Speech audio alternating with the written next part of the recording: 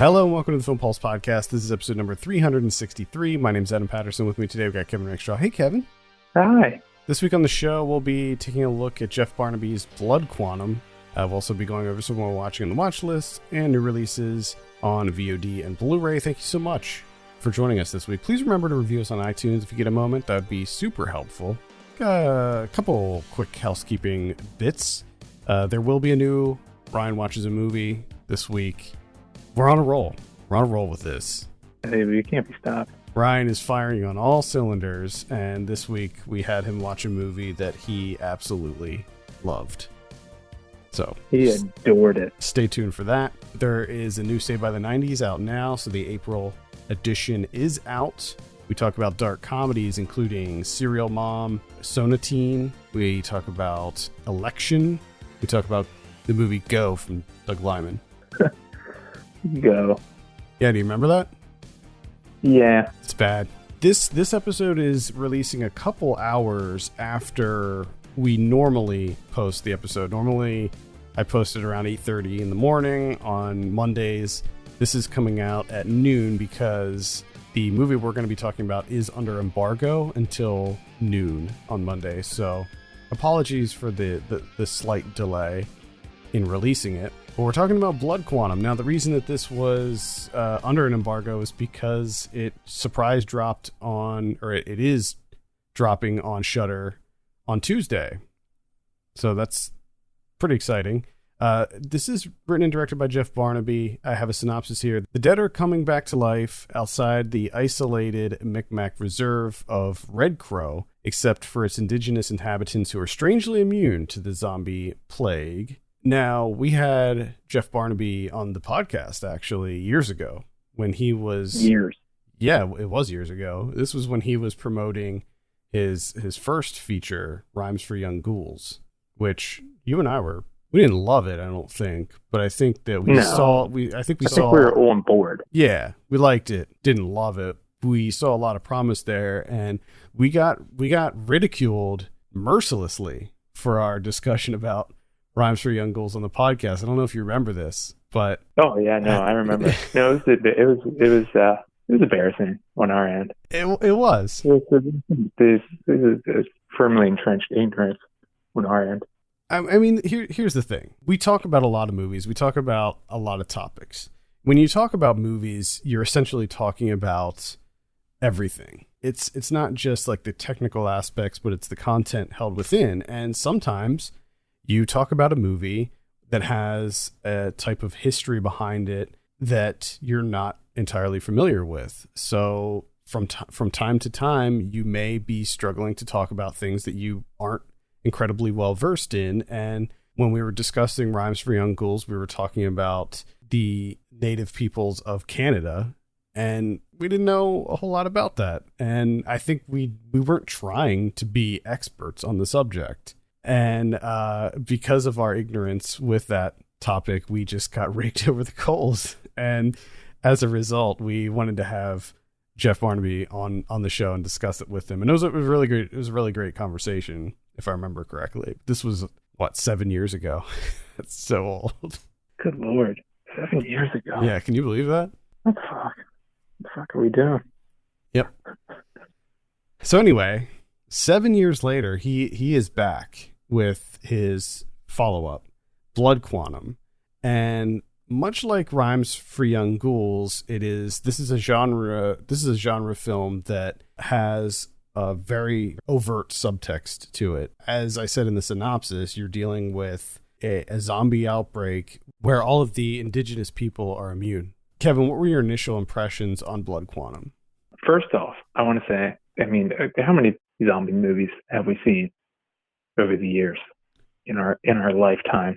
Probably hundreds, because I used to before Film Pulse, I actually ran a website about zombies. So yes, there's a lot of zombie movies, right? And pretty much all zombie movies have the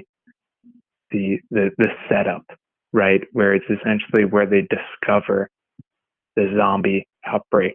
There's not a whole lot of movies that just start within the zombie outbreak. They usually, a little bit of questioning what's going on, what's happening, some confusion, and everything. And I gotta say that Blood Quantum does it differently and does it really, really well. Like the opening to this gets you really hooked because I wasn't expecting, you're thinking zombies. I'm thinking, zombie hordes either running or just staggering, flesh falling off their faces and stuff. But it's just a nice little subtle, like, to give you an idea that this is happening, and it affects more than just the people in the area, in the world. And I just love the way that they reacted to it as well. And it kind of just, establishes it, and then it gets into it pretty quickly. And then it kind of jumps ahead, and you're now firmly entrenched in this zombie apocalypse or whatever outbreak. That initial, before it jumps the 6 months, I loved all of that. Yeah, I thought that was really cool too. I like that they did that. I like that they showed us the onset, like the beginning of the outbreak, and then jumped forward to like after they've been in it for a little while. I liked that opening scene with the guy fishing, and he's like gutting the fish, and then all of a sudden the fish start coming back to life. Like that scene was just awesome. I think that opening sequence really, it showcased early on like what you're going to be in for as far as the special effects, which for me, and maybe I'm jumping ahead, but for me the special effects were definitely a highlight of this. Oh yeah, because I'm not expecting for gutted fish to start flopping around, and when it does happen, you're just like, oh shit, how'd they do that? That looks fantastic. But it's also a nice subtle way of showing how this is going to affect them. It's not just going to be like, oh, they have to stay away from zombies and not get bit like every single zombie movie ever. It's like a lot of the food supply is affected that they can't eat. Dogs would get infected, but like deer wouldn't get infected. So it kind of depend. Like some animals did, some animals didn't. And I like that. I just like the idea that they're immune. I mean, that's really not something you see in too many zombie movies, where there's a whole subset of people who are immune to the virus, and how that affects them differently. Because what happens is white people find out that they're immune on this reservation, so they start migrating to the reservation looking for safety, looking for sanctuary. And the way that they sort of represent that is that there's a bridge that's separating them. So there's this bridge that kind of separates the reservation from the rest of the town, and people are trying to get in, and they're left with the tricky decision of, okay, do we give them sanctuary, or do we say, no, screw you, you're on your own?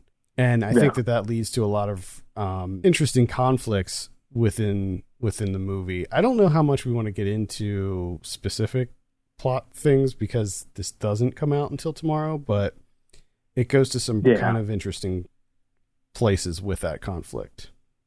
No, and I think he does a really, really good job of kind of utilizing this, the like the subtext that you talked about earlier, using this zombie infection and kind of folding that into the subtext and everything. And I think to me, it worked really, really well. And outside of that, like if you're not even looking into that, like the kind of the more cerebral aspects of this movie, if you're just kind of looking at it face value, zombie movie, it's a pretty damn good zombie movie. Mm-hmm. Like you said, the effects are, I was surprised numerous times throughout this movie where I was just, there were several moments where I actually made like audible noises during this, which is something that happens pretty rarely. Like I know that a movie is affecting me when I'm just like, oh my God, or like, holy shit, like something like that. and that happened more than once for me in this movie. There are a number of really shocking moments, and I think that the main reason for that is like, holy shit, the effects work is so good in this. Like I was genuinely impressed with a lot of the effects work. Like I think they do practical effects as much as they possibly can in this. There's a lot of practical effects. I would say that the bulk of it is practical, and it just looks so fucking good. I mean, that scene when I don't think this isn't a spoiler because there's no context to it or anything, but there's a scene when there's a zombie that sort of drops and is hanging by its like entrail, like that. Just that whole scene, I'm just like, holy shit. Yeah. So there's some really great kind of effects in this. I thought that looking at it from your standard zombie survival movie, I thought it was fine. I thought that it was better than most, but I don't think that it really did much as far as like an attempt to elevate the genre in any way. I thought that most of the set pieces and things that happened were fairly standard zombie movie tropes. But that being said, it is far better than a lot of the kind of, straight to like 5G zombies or whatever is coming out. Well, and I think that's where the subtext comes in, and it kind of bolsters that, because you can think of it that way, but when you look into the whole the title itself, the blood quantum, which is the percentage of your heritage, whether you're a quarter First Nation or a half First Nation, that type of thing. So it really comes down to like their survival is built into that title, where it's after a certain point where that blood quantum number drops below, they're not immune anymore. So essentially their whole survival is based on them trying to stay as pure as possible, because that's the only way that they can survive this. Now they can still die. Well, like I do like the one where they're kind of gearing up for this big fight, and it kind of like their strategy comes down to who has the most meat on their bones. Yeah. Has like the best, who can be chomped on by zombies the most without dying. That's like their main survival thing. And I also like that there was comedy in this too. There wasn't much, but I thought that the dialogue was quite good, and there were those little moments like the one that you just mentioned that kind of lightened things up, gave it a little bit of levity, and I appreciated that. And I thought that most of the characters were pretty badass. Like there's a guy with a katana that's roaming around chopping zombies. There's chainsaws. So there's a lot of really cool action in this as well. It's a lot bigger than I kind of expected. I thought it was going to be sort of more subdued, but there's some pretty big action moments in this, and that kind of surprised me. Yeah, no, I agree with you, because I was kind of thinking the same thing. I thought it would be a little more subdued, not so much focused in on action. But I mean, for the most part, this is a pretty standard action film, and surprisingly so, and impressively so too. Like the action's good. There's good action in this movie. I think the action in this is far more satisfying than what they're showing on like The Walking Dead now, as an example. And the other thing about this is, so you have your zombie survival, you have the fact that they are a First Nations tribe, and the white people, the white men are the ones who are getting infected and they're immune. But then you also have this sort of family drama in it. So it's sort of like a three-pronged approach to the story, where you have these brothers, they're half brothers, I think, right? And one of them is, I don't even know how I would describe him, unhinged, I guess. And yeah, he does. Yeah. And he causes a lot of problems within his family, but also like just the community as a whole.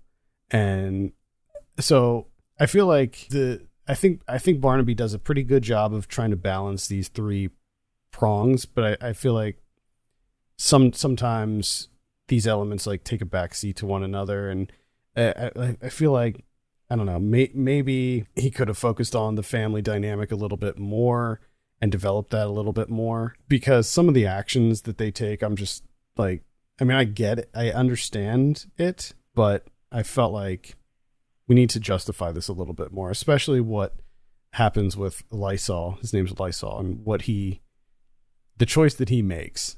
But I do kind of, he just gets he gets pissed.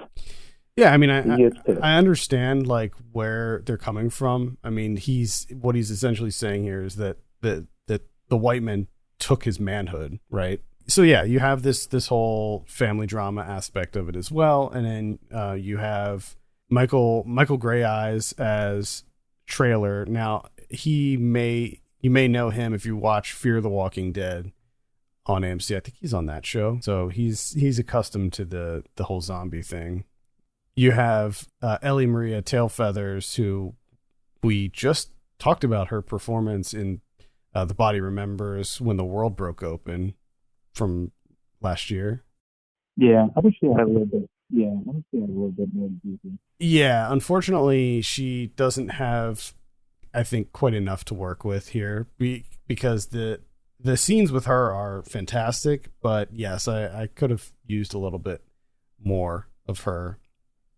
And then you have Forrest Goodluck as one of the sons, Joseph, and then Kiowa Gordon as Lysol. And I think that they all did a fine job. Yeah, I did. I especially like Michael Grey Eyes. His character was great because he provides a lot of the levity, especially in the beginning of him just like trying to just kind of being utterly confused about what's going on. Yeah. And then the person, the guy that plays his dad, Stonehorse Lone Goman, who's the essentially kind of like the lone samurai in the bunch. I mean, his character was just badass. There's no doubt. Just mowing down zombies with that sword. Very efficient with the sword. Oh yeah, crushed it. I will say that I thought that this looked quite good too. It looks like, I mean, this is, I don't know what the budget is for this movie. It seems like it was probably a modest budget, but it looks, the production value is very high. This is something that I was kind of expecting because of Rhymes for Young Ghouls and how great that movie looked.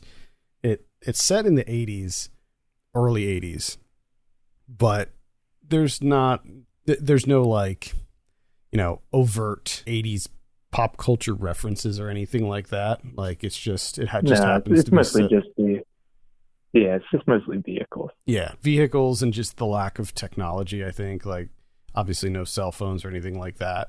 Yeah, I liked I thought the cinematography was pretty good too. I agree. I mean, to me, it's got a great storyline, great depth to that storyline. The action's great. Cinematography's good. The effects are, I mean, I think we're both kind of surprised at how well the effects are done here, the way they're accomplished. I mean, there's not a whole lot of, negative knocks against this movie. Yep, I agree. And it's going to be on Shudder too, which is cool. I know that this played TIFF, I think it premiered at TIFF last year and some other film festivals, and now it's going to be on Shudder. Good get by Shudder. And I think it's even cooler that it's dropping Tuesday, which is really cool. Yeah. All right, let's go ahead and give this a score. I think I'm sitting at around a 7 for Blood Quantum. I think I'm like a 7.5. Nice. Yeah. Yeah, definitely recommend checking it out. Right now, if you don't have Shudder and you want to give this a look along with the pretty big library of other titles, and I'll be coming back to Shudder later in this episode, there is a promo code SHUTIN, and I think that will give you 30 days free. So promo code SHUTIN on Shudder.com. Okay, let's go ahead and talk about someone we've been watching. I believe it is your turn this week, Kevin. All right. I don't have a whole lot, and when I talk about this movie, you'll see why. So I watched Until the End of the World from Wim Wenders, and so when this initially came out, this is his kind of like a sci-fi road trip movie from 1991. So when it was released in 1991, I think it was released in like a truncated, like 2.5 hour long cut, right?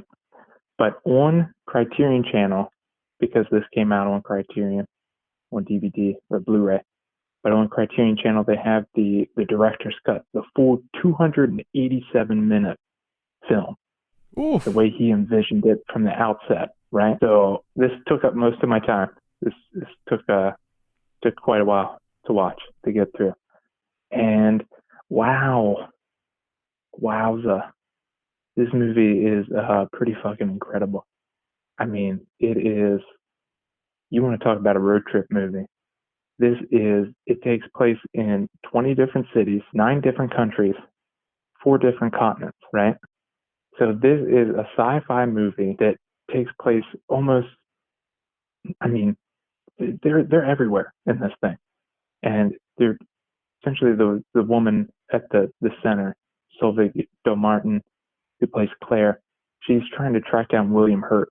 And that's another thing about this movie. Got a great cast. Tons of people in this movie. So William Hurt is on the run. He's got this invention, essentially, that is kind of like a viewfinder, that he's able to record people giving messages and whatnot. And then he's going to take it back to his mother and his father, because his mother is blind. And this device will essentially let her be able to see for the first time in her life. So he's going around to all the family and friends that she has all around the world, and recording messages that he's, compiling all this stuff, and then he's going to go back to her and then, data dump all of these messages onto her. So most of the movie is Claire tracking him all across the world, right? Which is, I thought, is really phenomenal in terms of a sci-fi movie, because usually with sci-fi movies, you have a very distinct location that the science fiction takes part in. It's either a city, a little town, if it's a dystopian movie, it's just a centralized location. That's it.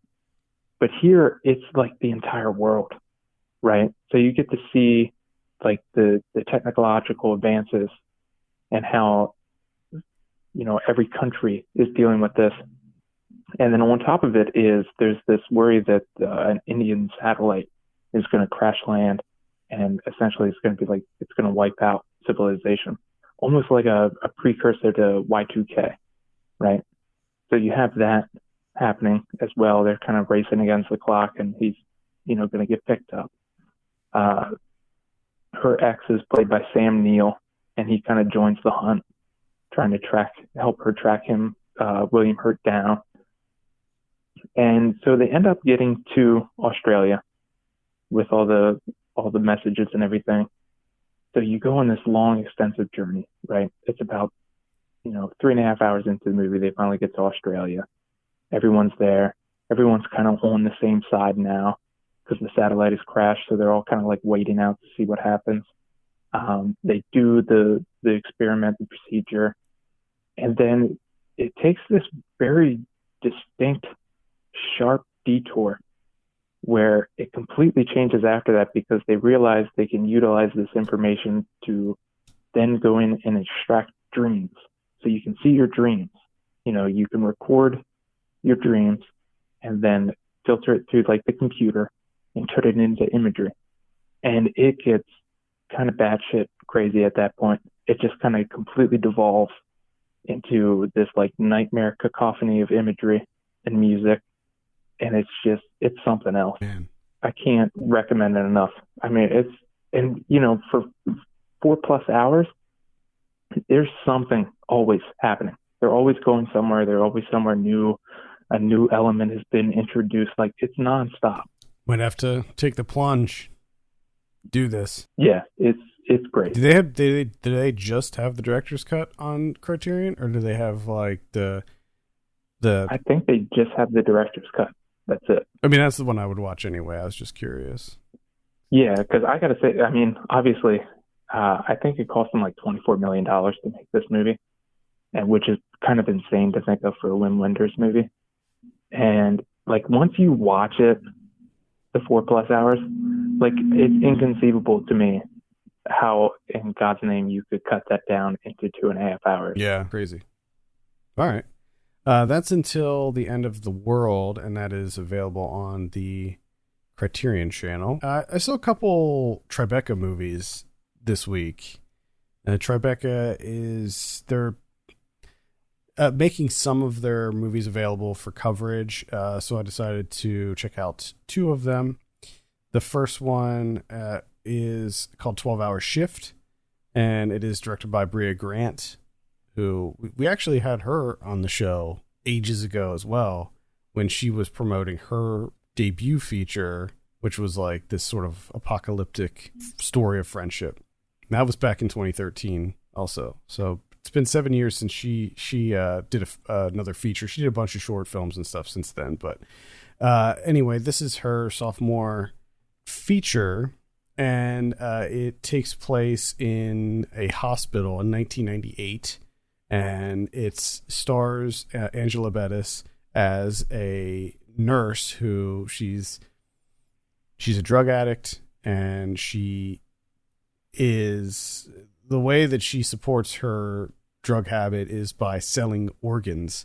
So what she'll do is she actually will find patients in the hospital who are about to die and feed them bleach and kill them and take their organs, whatever is needed, and sell them. And it is what happens is she ends up selling this kidney to her cousin, who is like completely incompetent, and the cousin forgets to put the kidney in the cooler, and so when she takes it to the buyer, there's no organ there, and it causes this big like mess where she goes back, and then the organ dealers go back to try to find them, and everybody's running around this hospital and trying to find these organs and find these people, and it's sort of a dark comedic thriller. It works on most levels. Angela Bettis is really good in it, and there's also this like side plot involving David Arquette, who plays a murderer who was on death row, and he attempted suicide. So he's like a patient in the hospital as well, and he breaks out. So he's like roaming around the hospital too. It was pretty good. I have a full written review for this up on the site. I don't know when this will be out, but I would say keep a lookout for it, because it's worth a look. It's pretty entertaining. Again, that's called 12-Hour Shift. All right. Do you want me to do my other Tribeca one, since I have more to talk about? Yeah, really. Yeah, the only other thing I did was I rewatched Blade Runner. Really? Blade Runner. Interesting. Which I pretty much feel the same way. Yeah. It's an okay movie. Great looking. Was this everything else? Which version did you watch? Final cut. Okay. I think that's right. Yeah, I think that's the like generally the accepted like one. Yeah. That people recommend. And the only thing that was different this time around, and I think I had this before, but it just really stood out to me this time, was Rutger Hauer's performance. I mean, he kind of makes that movie, outside of the production design and everything, obviously, but his performance in particular, just, man, oh boy, he elevates it. Mm. All right. Yeah, I've seen Blade Runner, I think 3 times. The very first time I watched it was when I was a lot younger, and that was just like the regular version. And then the other 2 times I watched the final cut version, and I try to get into that movie because, like you said, I really love the aesthetic, but I always come away feeling like a little meh about it. Yeah. I know that's like sacrilege, but I saw a movie called Socks on Fire. This is directed by Beau McGuire, and it's actually this docudrama. And what it's about is Beau McGuire comes from this small town in Alabama, and it's called Hoax Bluff. And he ends up going back home, and because his grandmother passes away, and his aunt ends up taking their family home and like changing the locks and basically just deciding that all of that stuff is hers. And it causes a lot of turmoil within his family because his grandmother never wrote up a will, and there was a lot of just contention around who should have what, especially the house, because it turns out that his uncle didn't have anywhere to live. So he sort of didn't have a home and needed that to live in. And he decides to go back home and not only document this conflict, but also sort of document the people in his life and the women who helped him become the person that he is. And the way that he does this is really interesting. He mixes in VHS home movie footage with reenactments, but he does the reenactments in this really stylistic sort of experimental way, and it's so good. Like it works so wonderfully. He narrates it too, and the narration is like so good. It's this sort of, I don't even know how to, it's lyrical, I would say. It's moving, it's funny. Like the one thing about his aunt is kind of homophobic, and so what he does is he casts a gay man to play his aunt. And so there's a certain level of comedy to it as well. Visually, it looks awesome. The music is really good in it too.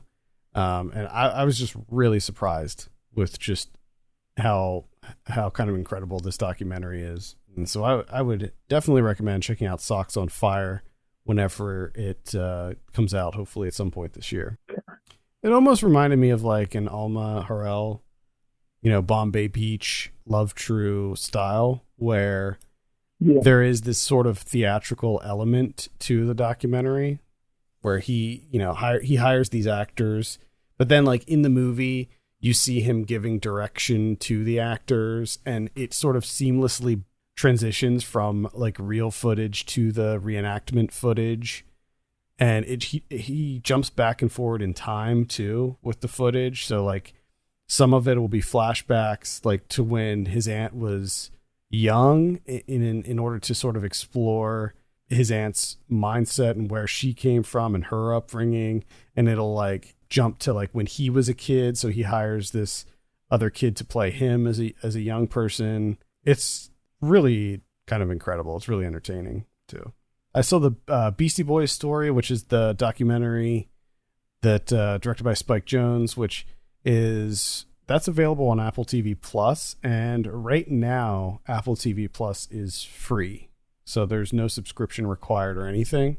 So you can watch this now for free. Basically, I think it was last year, Beastie Boys did a 2-night show in Brooklyn where they translated their book, the coffee table book, the Beastie Boys book.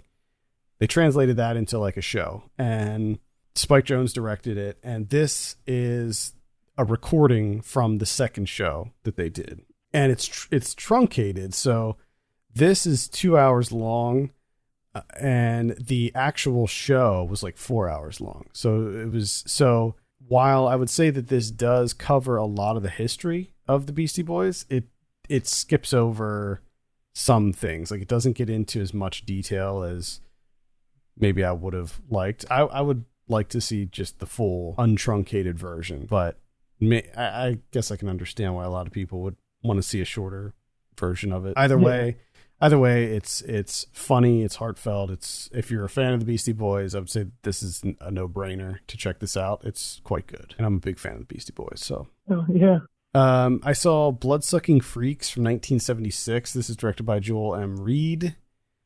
This was part of Joe Bob's Last Drive-In, which came back this weekend on Shudder.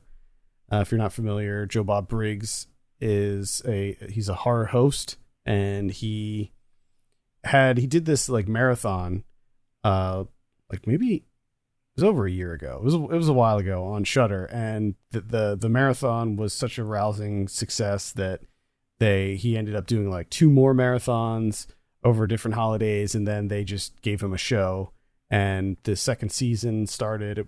What the show is it's a double feature every Friday night, and he hosts these 2 horror movies, and gives us all this information about it and has guests on, and it's really great. And so this week it was Chopping Mall. I love Chopping Mall. I have Chopping Mall on Blu-ray, and I revisit that quite a bit. I love movies that take place in malls, especially 80s movies that take place in malls. So there was a lot. Yeah.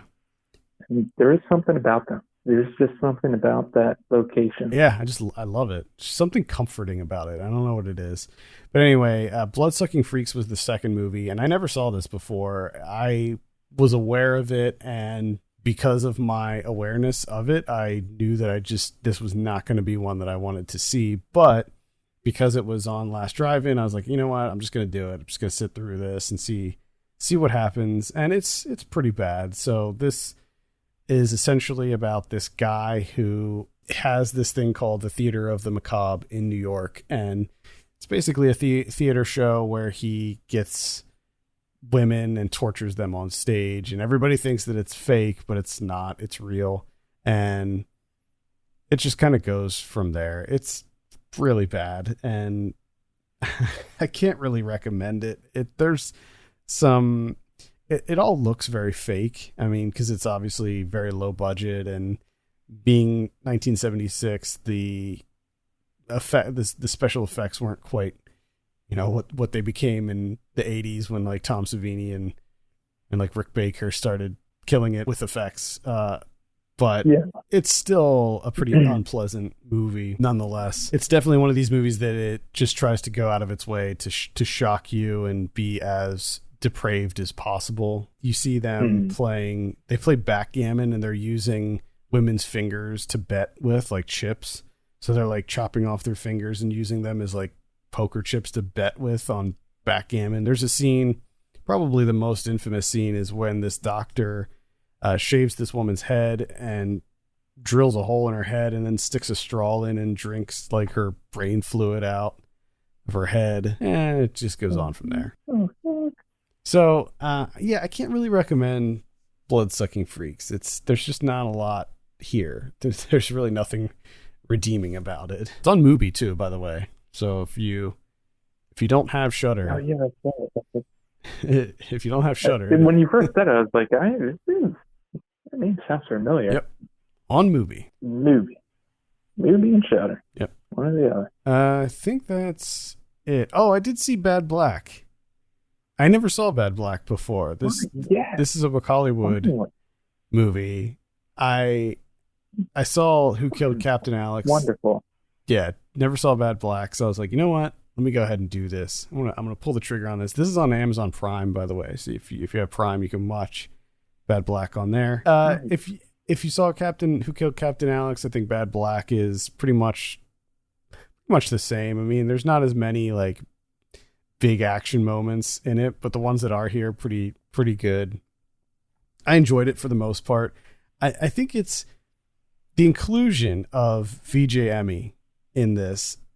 I never know how to feel about it, because he narrates or does I don't know what you want to call it, the hype. It's like the color commentary. Yeah, like the commentary. He does that in Who Killed Captain Alex too, and I never know how to feel about it, because there were times while I was watching Bad Black and I was trying to imagine what it would be like without his commentary, and I'm like, this would be like not nearly as grating or kind of silly if his commentary wasn't in there. Like I think that it would feel a lot more professional without the commentary. But then on the other hand, some of the stuff he said was just absolutely incredible. Yeah. Like the one when he goes, "This doctor needs borders." It's so funny.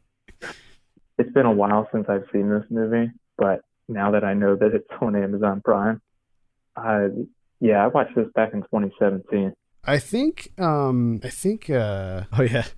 The other funny line that he says is when he's talking about Bad Black, he goes, "You'd be mad." Oh no, he was talking about the doctor, the white guy, and I think his name was like Alan, and he goes, "You'd be mad too if you could only act in Uganda." At any rate, I definitely would recommend checking out Bad Black. I think Who Killed Captain Alex is also on Amazon. It's fun. It's just a lot of fun. Yeah, I there's a documentary that was supposed to screen at South by about these guys, and I really want to see it. I'm trying to get a hold of it and figure out like what the deal is with this documentary when it's coming out.